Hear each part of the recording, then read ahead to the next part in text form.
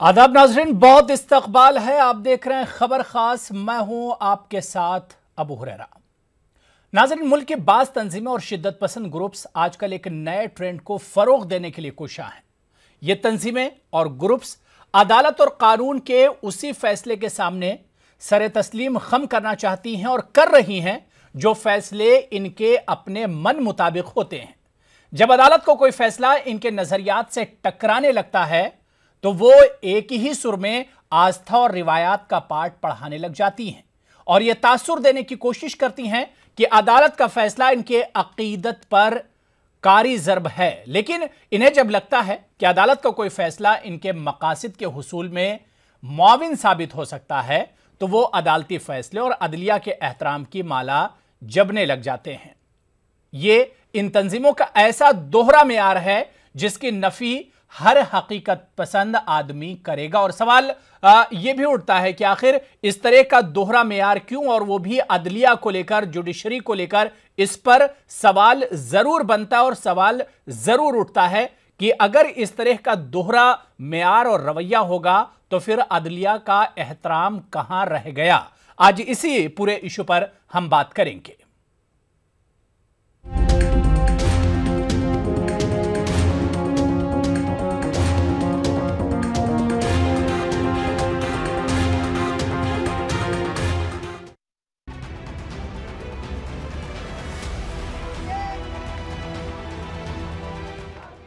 सबरीमाला में हर उम्र की खवातीन के दाखिले के मामले पर क्या हुआ, ये दुनिया ने देखा। सुप्रीम कोर्ट के हुक्म के बावजूद खवातीन मंदिर में दाखिल नहीं हो सकी। उन्हें मंदिर में दाखिल होने से रोकने के लिए हर तरह के हुर्बे अपनाए गए। इन सब पर आस्था का मुलम्मा चढ़ाया गया, रिवायत और जज्बात की दुहाई दी गई। 18 अक्टूबर को नागपुर में अपने खिताब में RSS चीफ मोहन भागवत ने सबरीमाला की रिवायत की बात कही थी। स्त्री पुरुष समानता बहुत अच्छी बात है, स्त्री पुरुष पूरकता हम कहते हैं, लेकिन एक ही भाव हम मानते हैं, इसलिए ठीक है। स्त्री पुरुष समानता उद्देश्य बहुत अच्छा है, लेकिन क्या हुआ?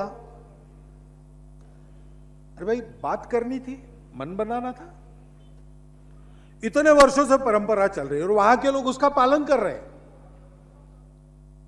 आंदोलन किसी ने नहीं किया, पिटीशन करने वाले मंदिर में जाने वाले नहीं है। बहुत बड़ा महिला वर्ग है, उस नियम को पालन करके चलता है और अयप्पा के प्रति श्रद्धा रखता है। उसकी बात नहीं सुनी गई, उसकी भावनाएं नहीं देखी गई। ये जो पंथ संप्रदाय है वो अपना अपना होता है, उसके कर्ता धर्ता किसी को माना जाता है। जैसे अमुक गोष्ठ न्याय, अमुक बात न्याय सम्मत है कि नहीं है, ये तय करने का अधिकार केवल न्यायालय को है और किसी का नहीं है।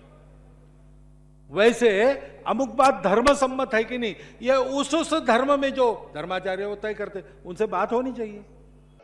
सबरीमाला में एक जानिब सुप्रीम कोर्ट के फैसले की सरीह अनदेखी की गई तो वहीं दूसरी जानिब अयोध्या मामला जो इस वक्त सुप्रीम कोर्ट में है और इस पर बीजेपी और हिंदू तंजीमें खुलकर बयानबाजियां कर रही हैं। इसी सिलसिले में मरकजी वजीर गिरिराज सिंह का ताज़ा बयान आया है। उन्होंने धमकी आमेज लहजे में कहा है कि अगर मुसलमानों ने राम मंदिर की हिमायत नहीं की तो इसके संगीन नताइज उन्हें भुगतने होंगे। अधिसंख्यक मुसलमान राम मंदिर के पक्ष में है, जो आड़े आ रहे हैं उनसे निवेदन है कि वो भी आगे आएं। अगर नहीं आएंगे तो हिंदुओं के मन में नफरत होगा। अगर वो नफरत ज्वाला में परिवर्तित हो जाएगा तब क्या होगा? तलाक़ सलासा के अमल पर रोक लगाने के मामले पर मुताल्लिका फ़िरक़े से उलेमा की राय जाने बगैर फैसला लिया गया, तब एतदाल पसंदी की जगह RSS और इस जैसी तंजीमों का मौक़िफ़ सख्त था। हालिया दिनों में सुप्रीम कोर्ट ने कई ऐसे फैसले सुनाए हैं जो मशरक़ी तहजीब व तमद्दुन से मुताबिकत नहीं रखते, लेकिन फिर भी ये तंजीमें खामोश रहीं। आस्था और रिवायत के मसाइल का मसलहत पसंदी से इंतखाब RSS की नेक नियति और दयानतदारी की कलई खोलता है। Bureau report, news 18 Urdu.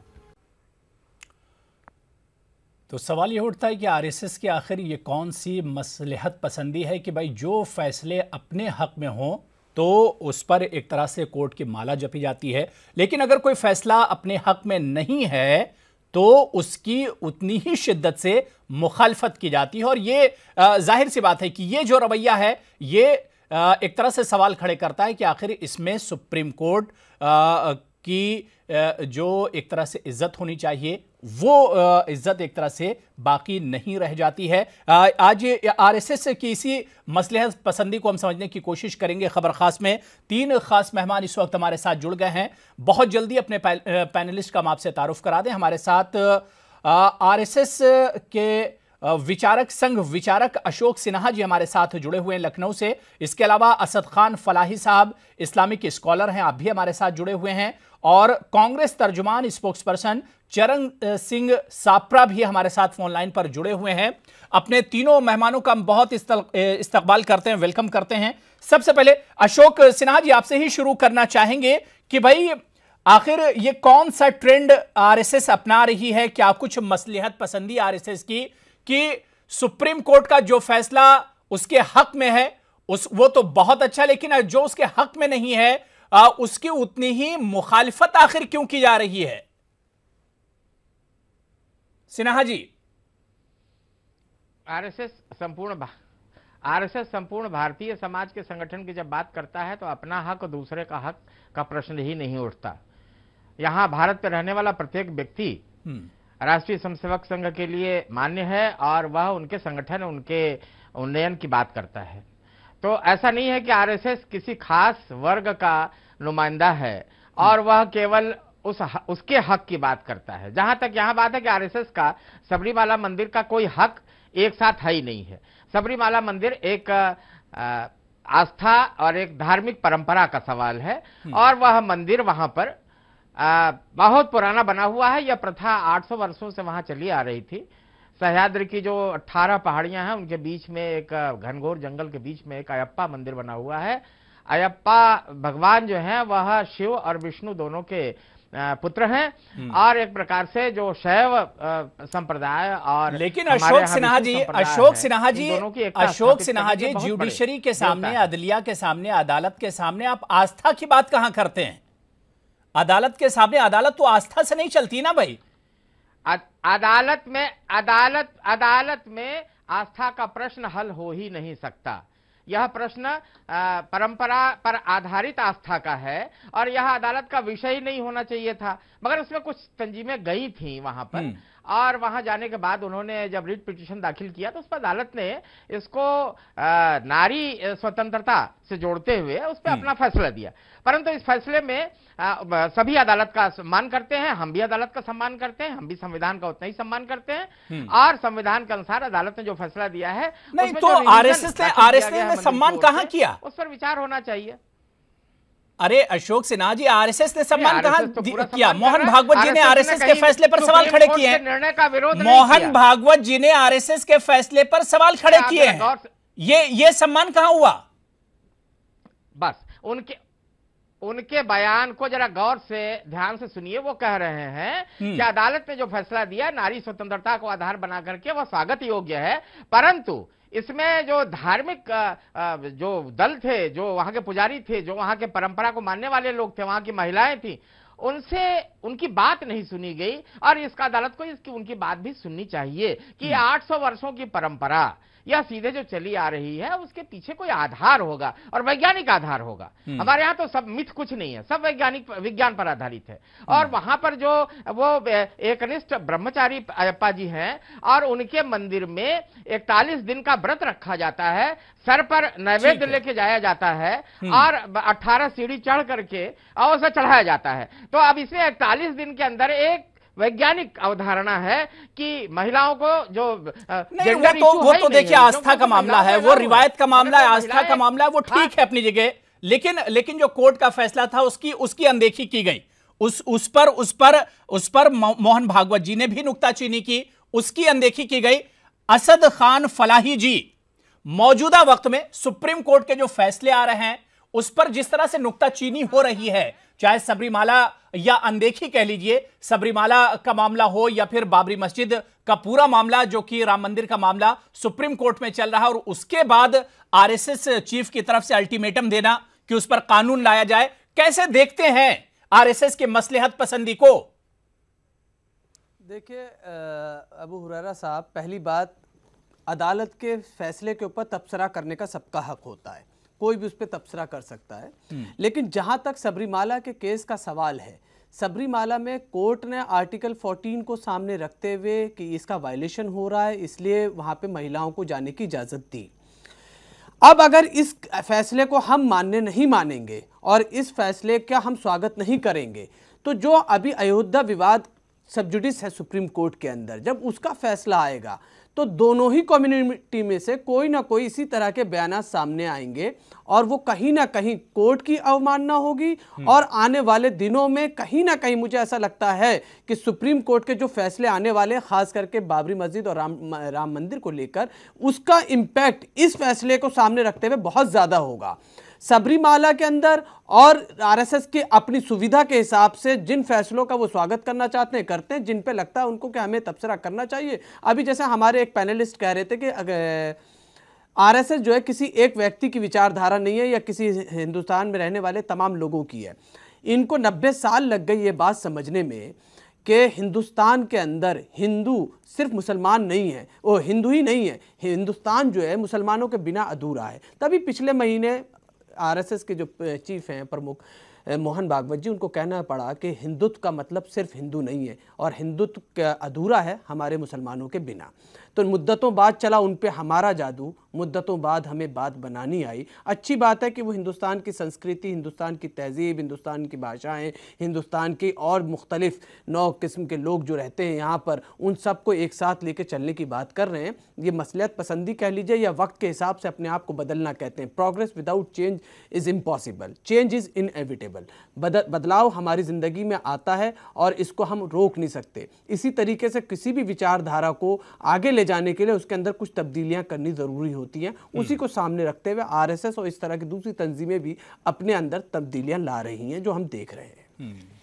चरण सिंह सापरा जी, आपसे भी हम रिएक्शन चाहेंगे कि जिस तरह से आरएसएस का एक जो ट्रेंड है बदला है, जो उसका रुझान है जो बदला है, और ख़ास तौर से पिछले कुछ सुप्रीम कोर्ट के फैसलों पर आरएसएस की जिस तरह से टिप्पणियां आई हैं, इसे कैसे देखा जाए? कांग्रेस कैसे देखती है इसे?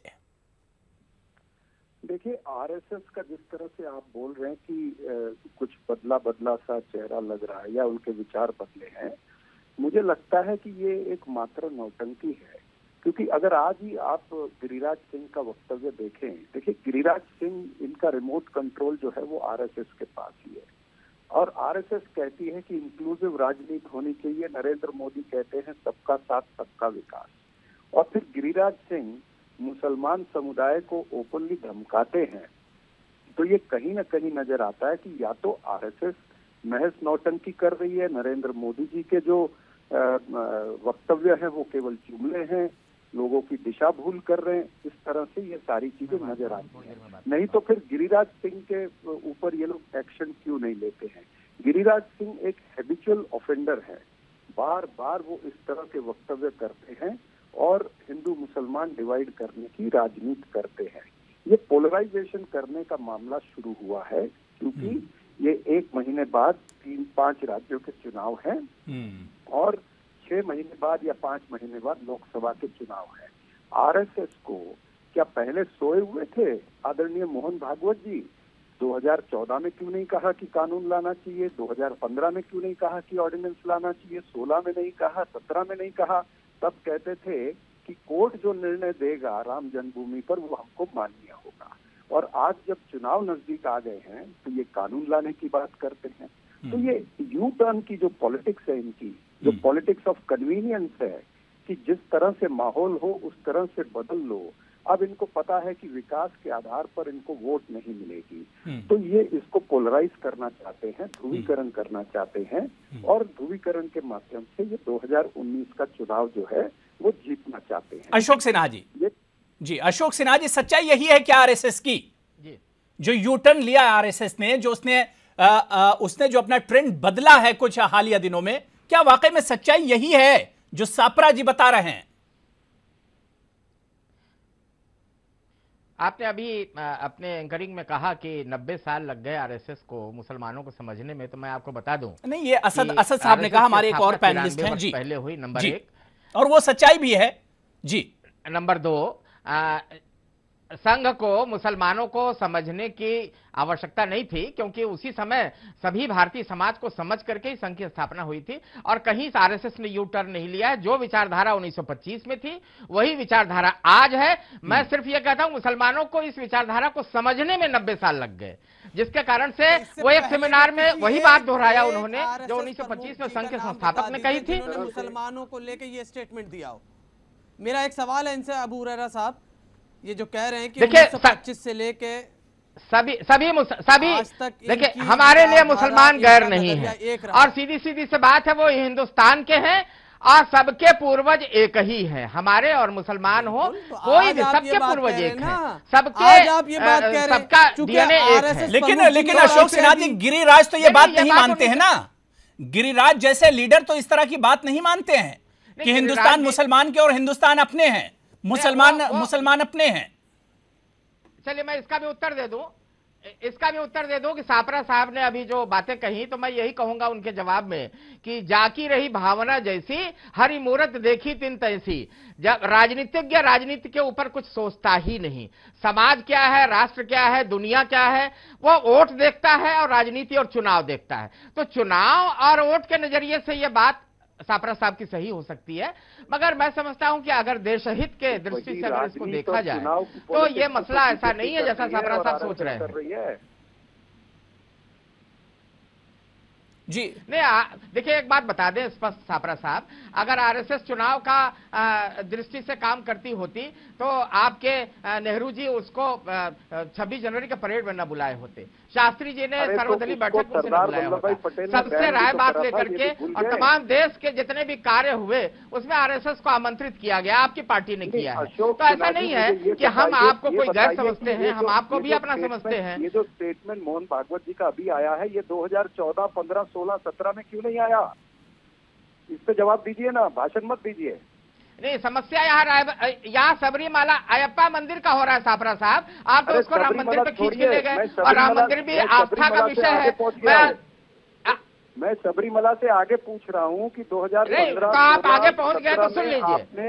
अगर आप आगे पहुंच गए हैं तो मेरी बात सुन लीजिए, शांतिपूर्वक सुन लीजिए। आप सापरा साहब, पहली बात तो यह है कि आप विचार व्यक्त करने के पहले अपने पार्टी की नीति को देख लीजिए। आपकी पार्टी ने कोर्ट में कहा कि इस मसले को 19 के चुनाव के बाद रखा जाए, नंबर 1। नंबर 2, आपने ये कहा, आपके ही पार्टी की तरफ से ये बयान आया कि साहब राम थे ही नहीं, राम से तो काल्पनिक वस्तु है। मगर जब विदेशी कहते हैं तब उसे आप मान लेते हैं। अब 90 साल लग गए आपको मंदिर जाने में, अब आप मंदिर के प्रति आस्था रख रहे हैं। आपको तो मंदिर में आस्था थी ही नहीं। अरे भाई इतना नौटंकी मत करिए, केवल नहीं, नौटंकी तो ये 14, 15, 16, 17 देख रहा है, समाज देख रहा है। ये 2018 में क्यों आ रहा है वक्तव्य, वो भी चुनाव से 1 महीना पहले? नहीं, आप इसके पहले मंदिर क्यों नहीं दौड़ रहे थे, जरा आप ये बताइए। इसके पहले मंदिर को तो आप कह रहे थे कि राम है ही नहीं है, राम काल्पनिक है, और जब चुनाव आया तो आप भी मंदिर दौड़ने लगे। ठीक है सिन्हा जी, बात पूरी हो गई। सापरा जी सुन लीजिए।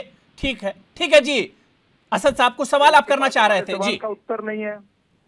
देखिए, अभी हमारे एक पैनलिस्ट कह रहे थे अशोक सिन्हा साहब कि भाई ये आप मंदिर क्यों जा रहे हो, ये इनकी एक अलग बयान है। देखिए, कांग्रेस को तो अब तक कहा ही जाता था कि वो राम मंदिर नहीं बनाना चाहती, वो राम मंदिर के मुखालिफ है, राम मंदिर के विरोध में।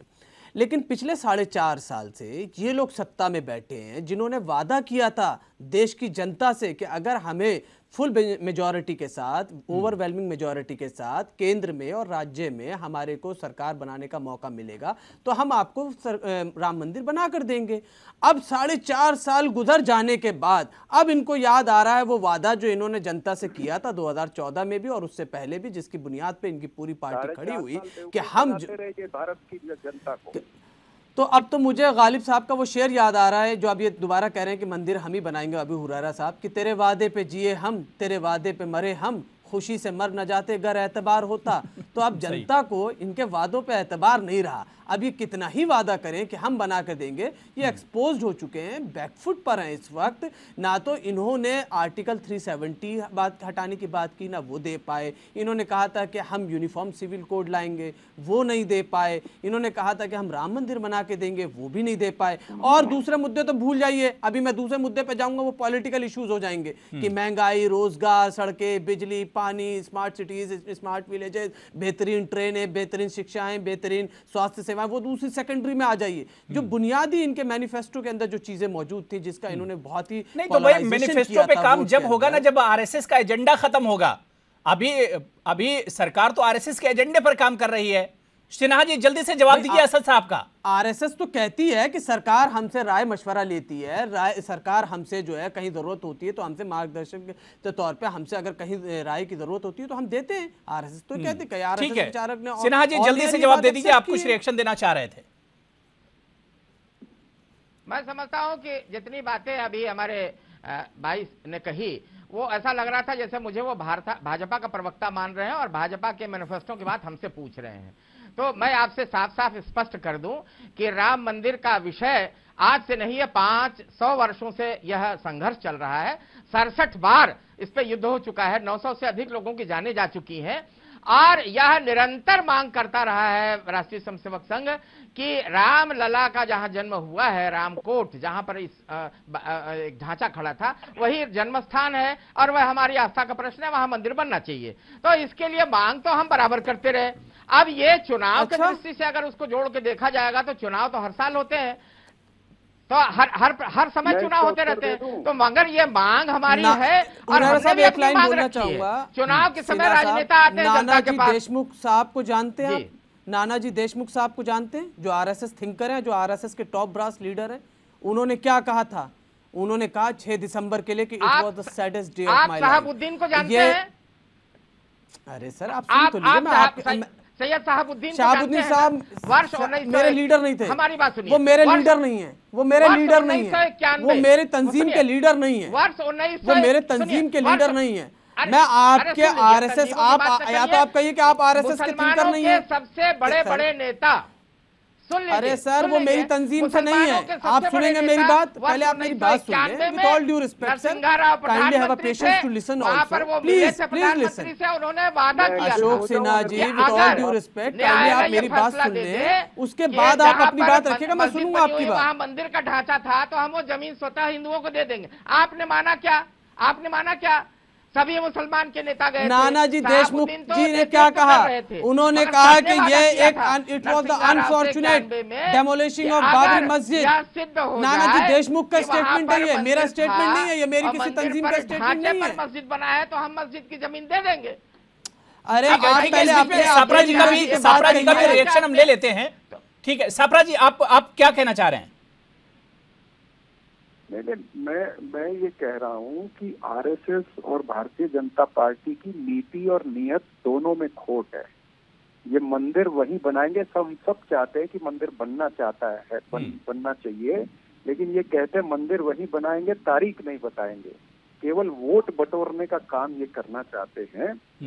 और अभी इनका जो धंधा है ये पर्दाफाश हो गया है कि ये हर चुनाव से पहले इसी तरह से बात करते हैं। और देखिए इनकी खूबसूरती क्या है बेवकूफ बनाने की, कि ये हिंदू संगठन होकर हिंदुओं को बेवकूफ बना रहे हैं, अनेकों वर्षों से बना रहे हैं। तो ये आज एक्सपोज हो गए हैं हिंदू समाज के सामने भी कि जब जब चुनाव आता है तब तब ये मंदिर, बिल्कुल जब चुनाव आता है तब तब राम की एक तरह से याद आती है, राम की माला जपी जाती है जब चुनाव आता है। असद खान फलाही साहब बहुत मुख्तसर में जवाब दीजिएगा, जिस तरह का ट्रेंड बन रहा है, जो रुझान इस वक्त मुल्क में बन रहा है कोर्ट के फैसलों को लेकर, खासतौर से सुप्रीम कोर्ट के जो बड़े रिमार्क्स या फैसले होते हैं, क्या वाकई में ये ट्रेंड और ये रुझान मुल्क के सेकुलर ताने बाने के लिए खतरे की घंटी है? देखिए मुल्क के सेकुलर ताने बाने को तो नहीं, लेकिन मुल्क के डेमोक्रेसी के ऊपर जरूर सवाल उठाया जा सकता है कि अगर जो हमारी कॉन्स्टिट्यूशनल बॉडीज हैं और उसके अंदर जो, अगर आप डेमोक्रेसी को देखेंगे तो उसके अंदर जुडिशरी एक थर्ड पिलर है। अगर इस पिलर की अगर उस तरह से अहमियत नहीं बाकी रहेगी हमारे अंदर और इसके फैसलों को हम उसी तरह एक्सेप्ट और वेलकम और रिस्पेक्ट नहीं करेंगे, तो कहीं ना कहीं हमारी डेमोक्रेसी और दूसरी कंट्रीज में जहां फ्लरिश नहीं कर पाई डेमोक्रेसी, क्यों? क्योंकि वहां के सुप्रीम कोर्ट के फैसलों का स्वागत नहीं किया गया, वहां के सुप्रीम कोर्ट के फैसलों को उसी तरह नहीं माना गया जिस तरह सुप्रीम कोर्ट ने कहा है। मेरे पास बहुत सारी मिसालें, मैं उधर नहीं देना चाहता। तो ये सेकुलर ताने बाने को तो नहीं, लेकिन हिंदुस्तान की डेमोक्रेसी के ऊपर बहुत बड़ी चोट होगी। और जो हमारी डेमोक्रेसी 70 सालों में जितनी स्ट्रांग और फ्लरिश और वो हो पाई है, कहीं ना कहीं उसके अंदर कह सकते हैं कि आप कमी आएगी और हमारी डेमोक्रेसी जो है पूरी दुनिया की जो वर्ल्ड लार्जेस्ट डेमोक्रेसी है उसके अंदर कहीं ना कहीं एक शुबे का डाउट जरूर शुरू हो जाए। बिल्कुल अशोक सिन्हा जी, अगर इसी तरह का ट्रेंड चलता रहा, जो रुझान बना है खासतौर से आरएसएस की तरफ से, तो डेमोक्रेसी के लिए खतरा है मुल्क की। आरएसएस सहित पूरा देश, पूरा राष्ट्र संविधान पे आस्था रखता है और इस देश की डेमोक्रेसी आज की नहीं है और यह डेमोक्रेसी अखंड रूप से चलती रहेगी। मैं समझता हूं कि डर उन्हें लग रहा है जो खुद डेमोक्रेसी को कभी अपने अनुसार मानते हैं और अपने अनुसार नहीं भी मानते हैं। वो संविधान को अपने अनुसार तो कहते हैं कि ठीक है, 3 तलाक के मसले पर वो उनको नहीं अगर मन माफिक होता है, शरिया कानून का कहते हैं भाई चोरी करने में हाथ काटने का है, मगर वो नहीं मानते, वहां आईपीसी मानते हैं और जहां आईपीसी उनको सूट करती वहां आईपीसी मान लेते हैं। तो दोनों एक समाज की ये विडंबना है कि जो चीज सूट करती है उसे मान लेता है और जिस तरह से मुसलमानों ने स्वागत नहीं, तो यही तो अशोक सिन्हा जी, यही तो आरएसएस आजकल कर रही है। माला पे कभी नहीं, देख लीजिए अशोक सिन्हा जी, यही तो आरएसएस कर रही है। जो फैसला उसके हक में है उस पर जो जेंडर इशू, सुनिए, अगर जेंडर इशू का मसला होता तो शनि सिंगनापुर में जब कोर्ट ने फैसला दिया कि वहां महिलाएं जाएंगी तो हमने उसका इस्तेमाल किया, उसको हमने स्वीकार किया और वहां जाती है महिलाएं, मगर हमने कभी नहीं। तो फिर सबरीमाला में क्यों नहीं मान रहे? सबरीमाला के फैसले को क्यों नहीं मान रहा है आरएसएस? नहीं, जेंडर इशू है ही नहीं। अगर जेंडर इशू नहीं तो आस्था को अलग रख दीजिए। आस्था को सुप्रीम कोर्ट से, आस्था को जुडिशरी से नहीं जोड़ा जा सकता है अशोक सिन्हा जी। जाती है तो यह जेंडर इशू नहीं है। ठीक है सापरा जी, अब टाइम कम बचा है, आपका रिएक्शन भी ले लेते। सापरा जी, जो ट्रेंड बना है क्या 2019 के चुनाव तक रहेगा और उसके बाद वो सारी चीजें आरएसएस, बीजेपी सब भूल जाएंगी? ये क्या लगता है कांग्रेस को? बिल्कुल ये 2019 के चुनाव को देखते हुए ये पॉलिटिकल ये इन्होंने मामला गर्म किया है। अभी जो भाई साहब कह रहे थे वो ठीक है बात की, शनि सिंगनापुर में वहां पर महिलाएं अलाउड है, सब जा रही हैं। उसी तरह से हाजी अली दरगाह जो मुंबई में है वहां पर भी महिलाओं को अलाउ किया है, वहां भी जा रही हैं, वहां कोई विवाद नहीं है। अब क्योंकि ये चुनाव है और केरला के अंदर अपने पैर जमाने हैं भारतीय जनता पार्टी को, इसीलिए वो इस तरह की मूव कर रहे हैं और कोर्ट का अनादर कर रहे हैं। तो मुझे लगता है ये बहुत ही डेंजरस ट्रेंड है कि सुप्रीम कोर्ट का अनादर होगा। तो मुझे लगता है कि आरएसएस का मुख्य एजेंडा जो पहले होता था कि संविधान को बदलना है, जो इनके मंत्री कर्नाटका के हैं और वो अभी देश के मंत्री हैं हेगड़े, उन्होंने कहा था हमको तो यहाँ पर संविधान बदलने के लिए भेजा गया है। मोहन भागवत जी ने भी कहा था कि संविधान बदलना चाहिए। तो ये बार बार संविधान बदलने की बिल्कुल इस तरह की अगर बातें होंगी तो मुल्क के डेमोक्रेसी के लिए, जमहूरियत के लिए बहुत बड़ा खतरा। और जाहिर सी बात है कि आए दिन और हालिया दिनों में जिस तरह से सुप्रीम कोर्ट के फैसलों की अनदेखी हो रही है, इससे जाहिर होता है कि भाई सुप्रीम कोर्ट का एहतराम नहीं, और सुप्रीम कोर्ट या अदलिया का अगर एहतराम नहीं होगा तो उसके वकार को चोट पहुंचेगी। यह वक्त की सोचने की जरूरत है। आरएसएस को, बीजेपी को, सबको इस पर सोचना चाहिए और सुप्रीम कोर्ट का एहतराम बाकी रखा जाना चाहिए ताकि उसका वकार बाकी रहे। बहुत बहुत शुक्रिया अशोक सिन्हा जी हमारे साथ जुड़ने के लिए। असद खान फलाई साहब आपका भी शुक्रिया और चरण सिंह सापरा जी आपका भी बहुत बहुत शुक्रिया न्यूज़ 18 उर्दू के साथ जुड़ने के लिए। खबर खास में फिलहाल इतना ही। आदाब।